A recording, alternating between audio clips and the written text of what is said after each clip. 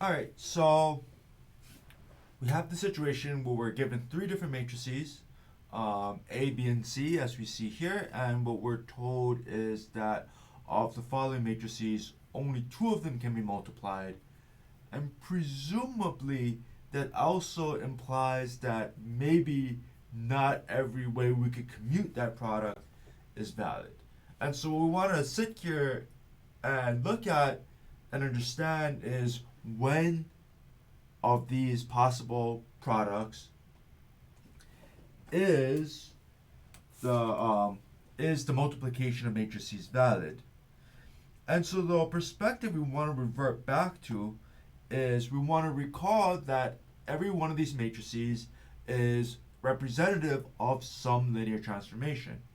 And moreover, we can only multiply matrices if the resulting compositions make sense. So let's take a look at A. A has two columns and three rows, so that means when you multiply by A, its outputs have dimension 3, its inputs have dimension 2, and so A represents a transformation that goes from R2 to R3. Similarly, B's outputs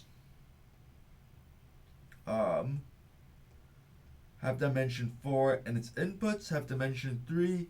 And if I look at C, its inputs have dimension 2 and its outputs have dimension 4. So let's just pick a couple of these. For example, could I first have A and then, or let's say AB, so that would mean I first apply B and then apply A. Well, B would take something in R3 and move it to R4, right? That's what B does. And then when I apply A, that's supposed to take something from R2 and move it to R3. So that's a mismatch, right? I can't go from R3 to 4 and then from 2 to 3. That doesn't make sense, right?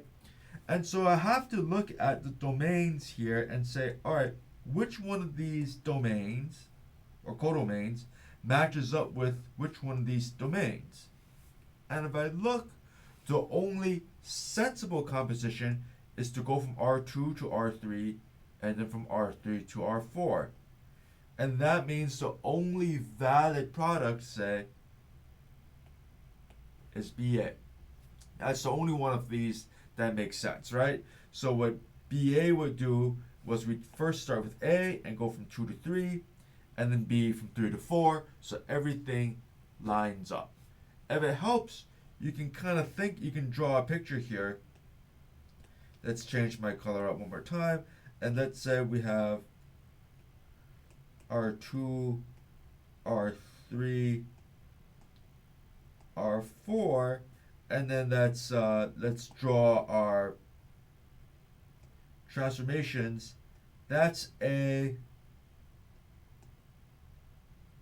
that's B,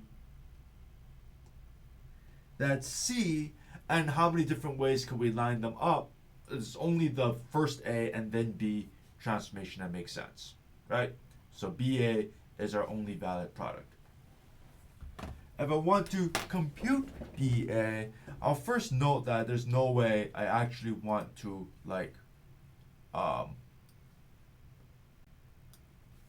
compute this thing out by hand, but luckily I don't have to. Let me first start by recording A. So minus 1, 4, 4, 5, minus 2, 3. And then what I can do is I can record B as well. So B is going to have 4 rows.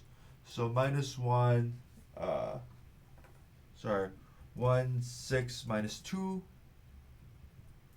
The second row is minus 1, 4, 5. The third row is 0, 3, 1. And the final row is 1, 1, minus 2, and then there is a final row of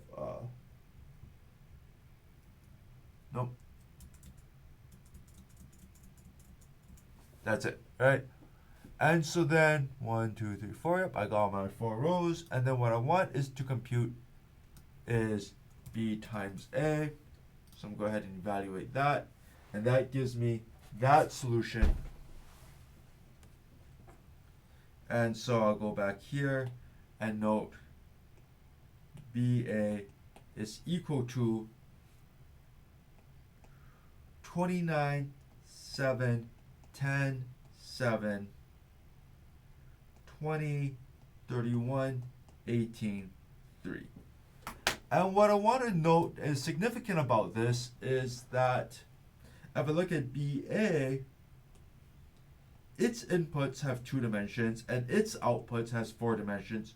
So going A and then B takes our 2 vectors to our 4 vectors, which is exactly what chaining these compositions together or chaining these transformations together should do.